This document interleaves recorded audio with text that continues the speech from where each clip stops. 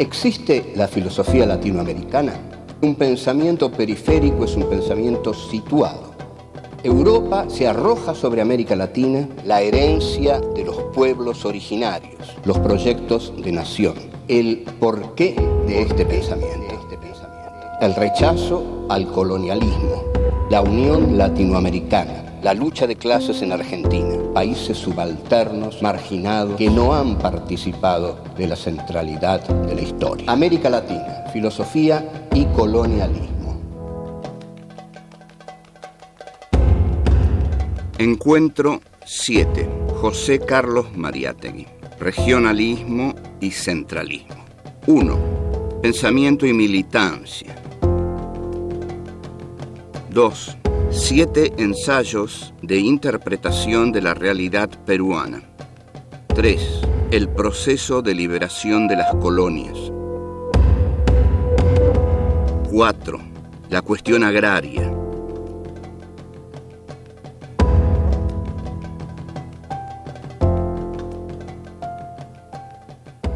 'Este es el encuentro número 7 de nuestro cuarto ciclo, Filosofía aquí y ahora. El título de este cuarto ciclo es América Latina, Filosofía y Colonialismo. Y el tema de este encuentro es José Carlos Mariátegui, que es el gran filósofo marxista peruano, que a la vez es el más grande filósofo marxista de América Latina.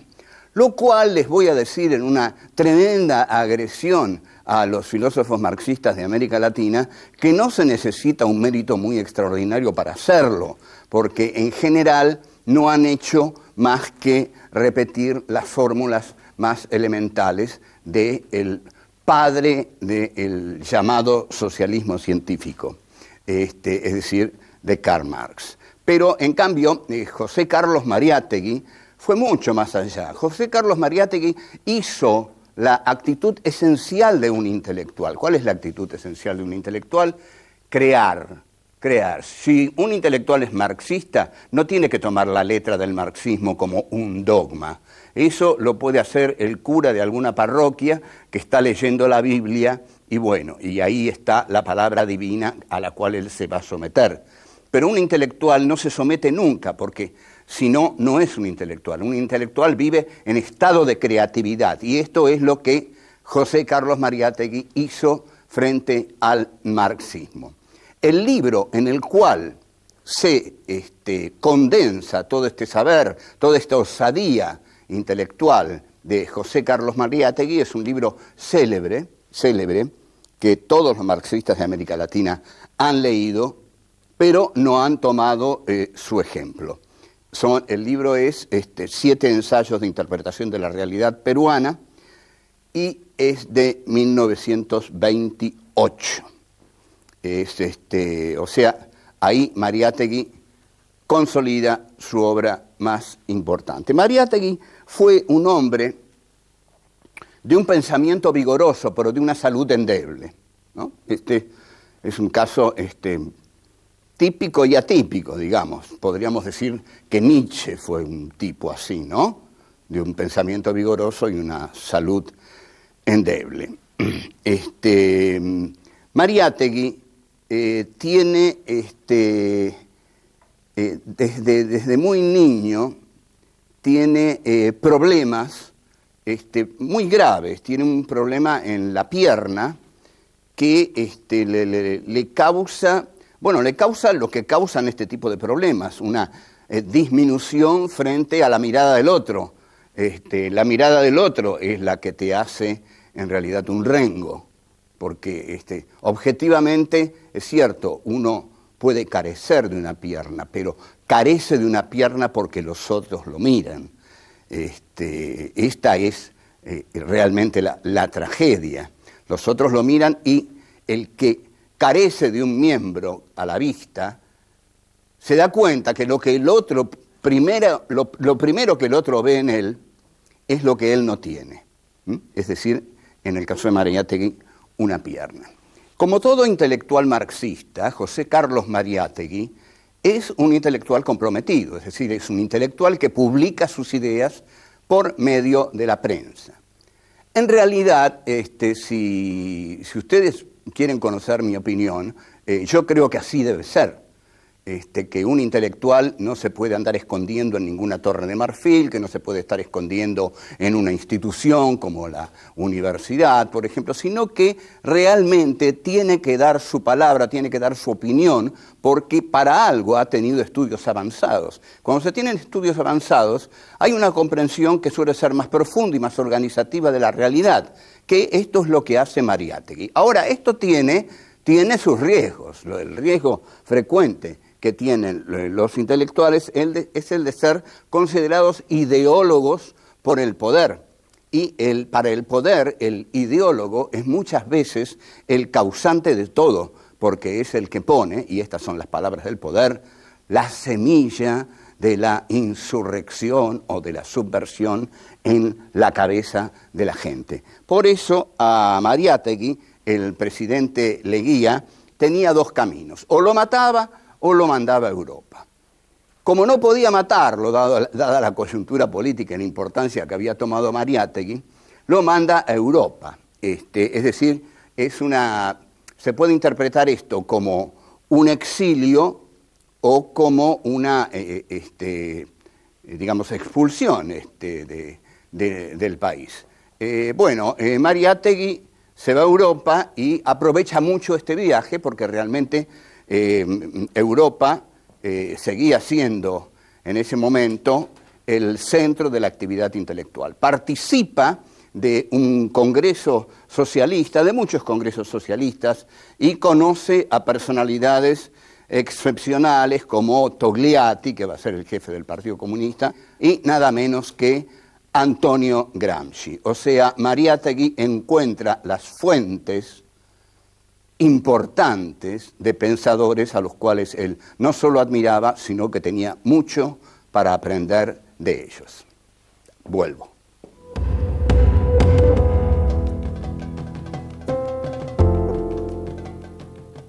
El tema más apasionante que trata Mariátegui en sus 7 ensayos sobre la realidad peruana es el de las revoluciones de América Latina.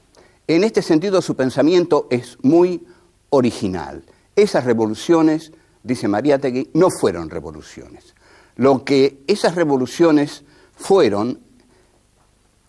constituyeron, fue salir de la órbita hispánica que realmente monopolizaba el comercio de las colonias de América Latina.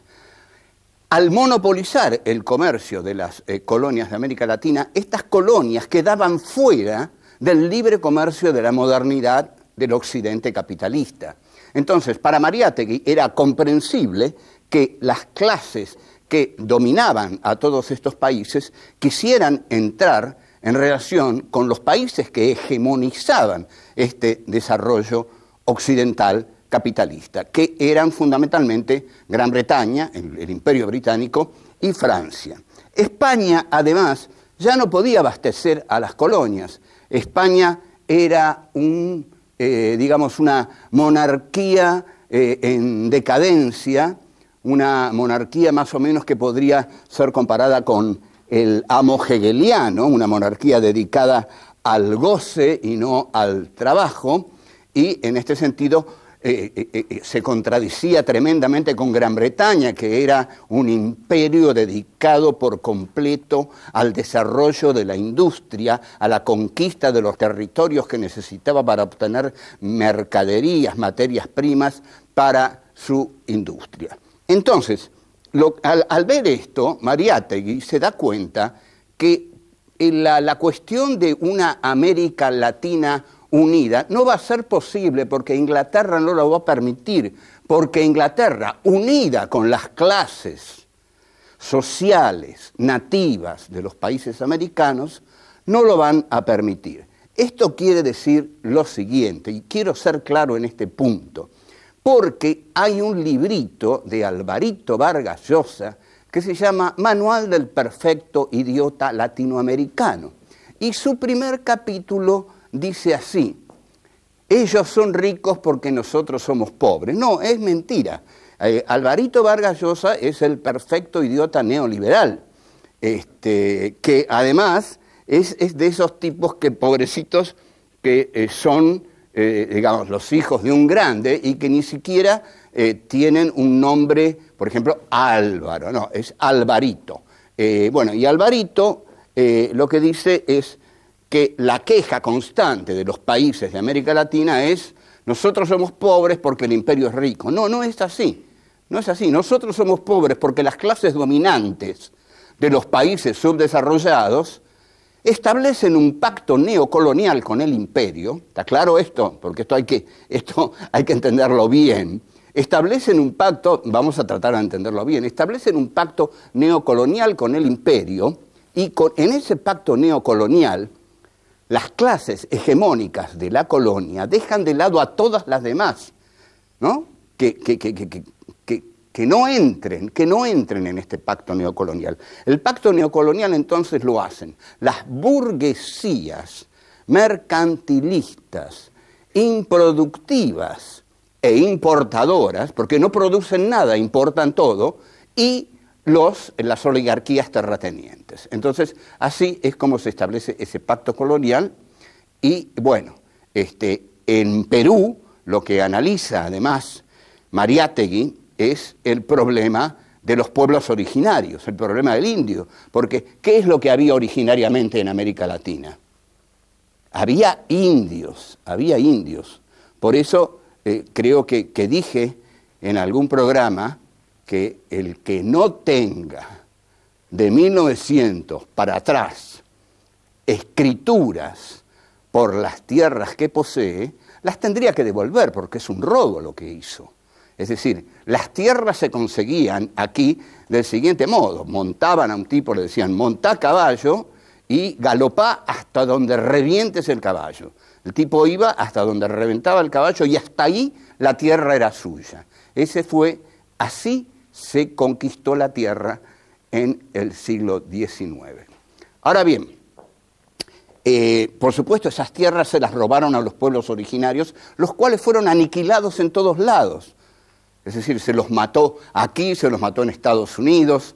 Lo que ocurre es que aquí se los mató para crear el latifundio, se los mató para repartir la tierra entre muy pocas familias.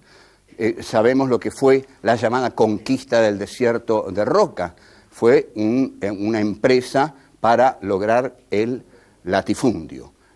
Mariátegui, cuando analiza el problema de los pueblos originarios, marca esto: los pueblos originarios fueron saqueados, se les quitó sus tierras. Y bueno, siguió adelante y nosotros vamos a seguir adelante con él. Vuelvo.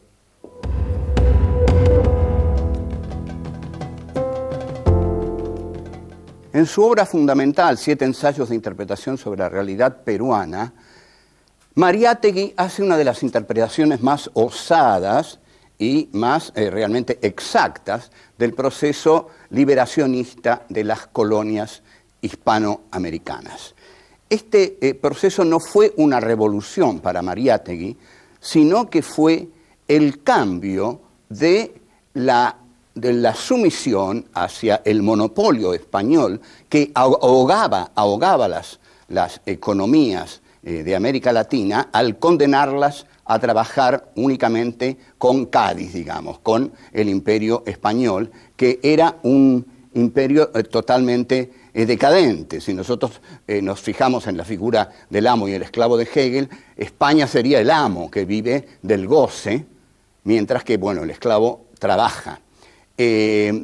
España, por otra parte, ya no podía abastecer a las colonias porque no tenía ese poder de hacerlo, mientras que desde las colonias lo que están viendo es que hay un imperio, que es el imperio británico, que es el que lleva la delantera en eso que llaman el tren de la historia, al cual hay que subirse o si no uno se queda atrás.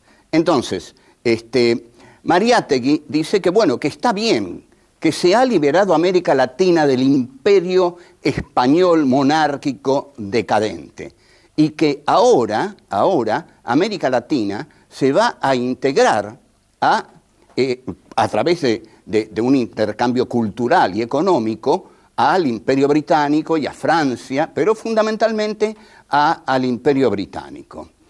Mariátegui no deja de ver las cosas que han quedado en el camino, las derrotas que ha implicado todo este proceso, y una de las derrotas más grandes es la del indio. La del indio es una de las derrotas más grandes en toda América Latina.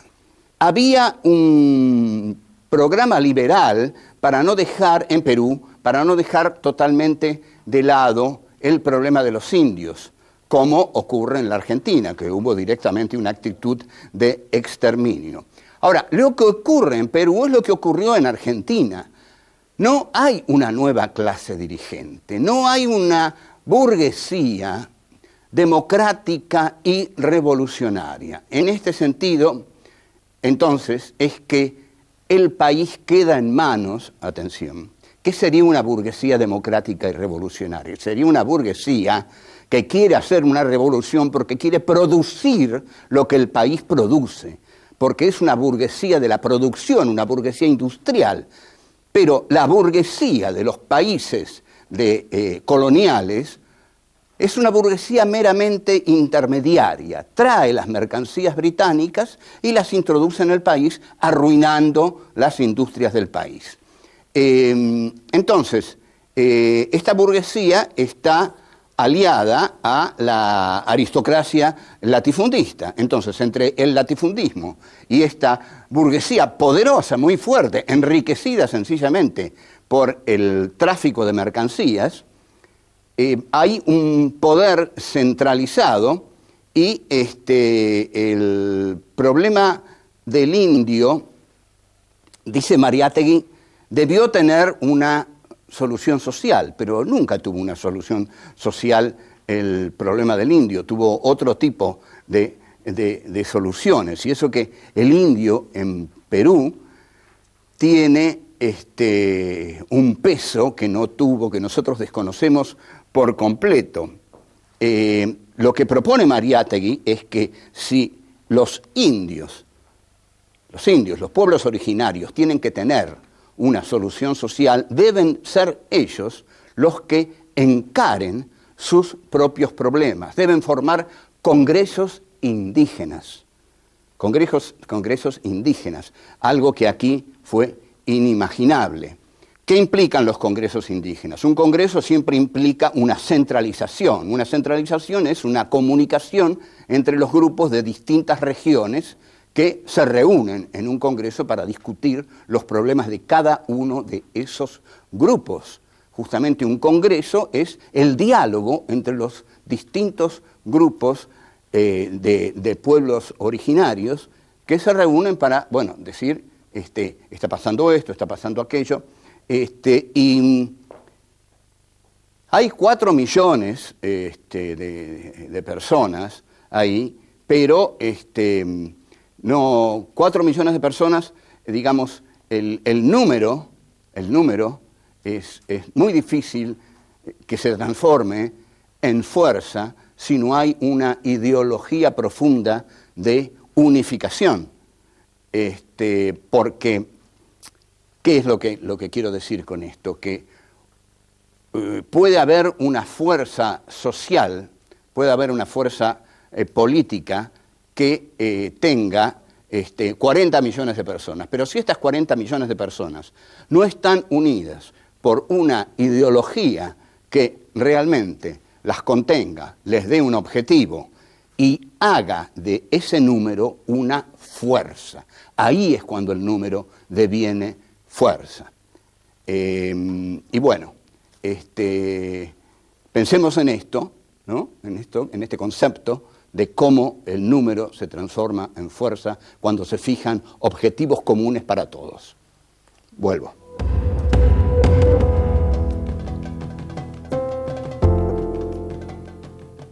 El tema fundamental que va a tratar Mariátegui en los 7 ensayos es el tema de la cuestión agraria. El tema de la cuestión agraria es un tema esencialmente injusto porque, por supuesto, siempre el tema de la cuestión agraria está mal resuelto en América Latina, porque la distribución de la tierra en América Latina es terriblemente desigual.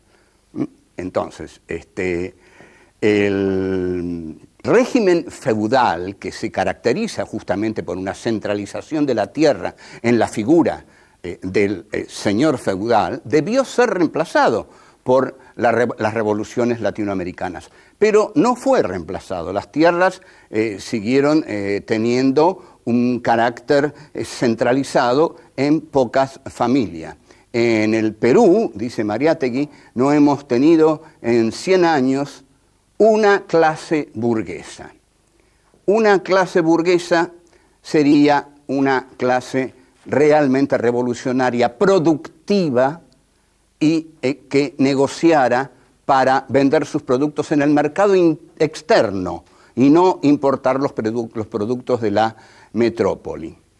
Ahora, esta falta de igualdad en el tratamiento de la tierra es una de las grandes trabas del desarrollo.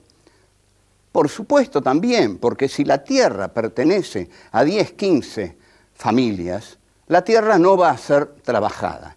Es decir, la van a trabajar los peones que están a sueldo de esas familias, pero el peón no trabaja la tierra del mismo modo cuando la trabaja para el patrón por 30 pesos que cuando la trabaja para sí mismo y para su familia y para mantener su hogar. Mariátegui, por supuesto, esto es notable, ¿a qué apela? ¿Qué es lo que puede solucionar esto? Una intervención del Estado, pero de un Estado revolucionario que haga una reforma agraria. Esto no ocurrió nunca, lo intentó Artigas, pero no sucedió nunca en América Latina. La oligarquía de América Latina nunca perdió la posesión abundante y extensa de sus tierras. No hubo un Estado intervencionista que interviniera en la, distribución de la tierra y dijera, no señores, esto no puede ser. Usted no puede tener 800.000 hectáreas y su vecino 3 hectáreas. Entonces, hay una intervención ahí del Estado que hace una política nacionalista.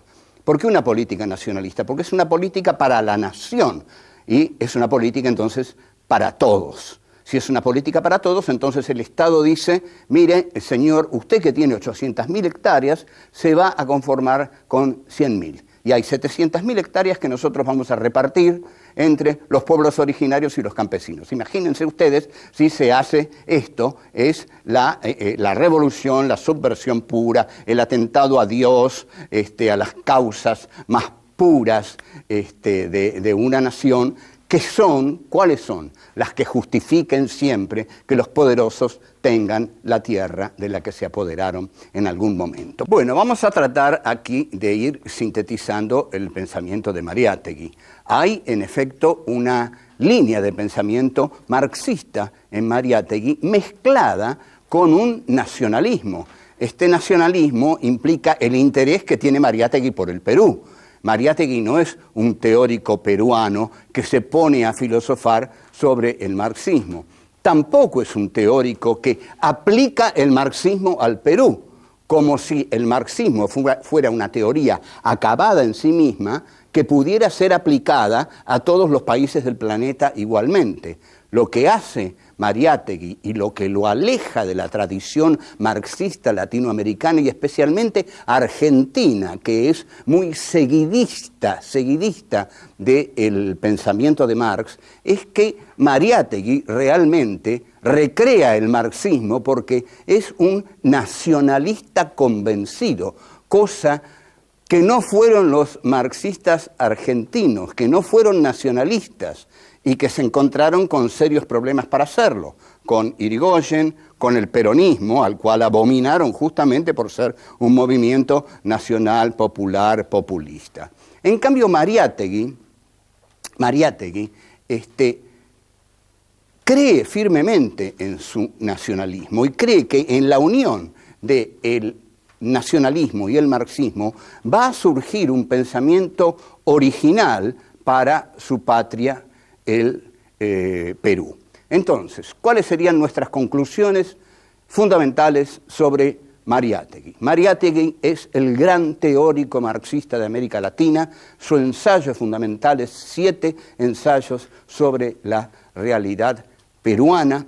Lo que Mariátegui incorpora al marxismo es un genuino nacionalismo peruano que, en lugar de someter a Perú a la teoría marxista, utiliza la teoría marxista para comprender al Perú.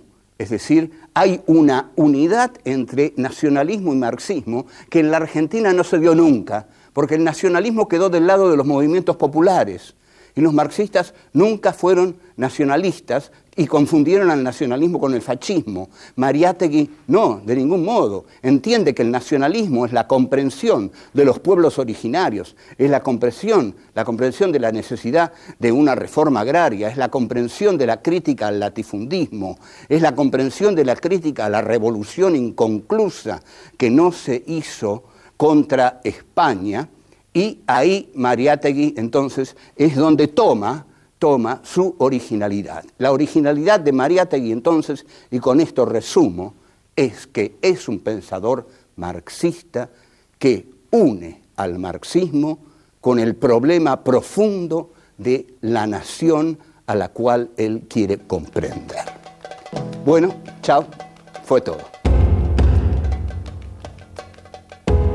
Los pueblos originarios fueron saqueados, se les quitó sus tierras.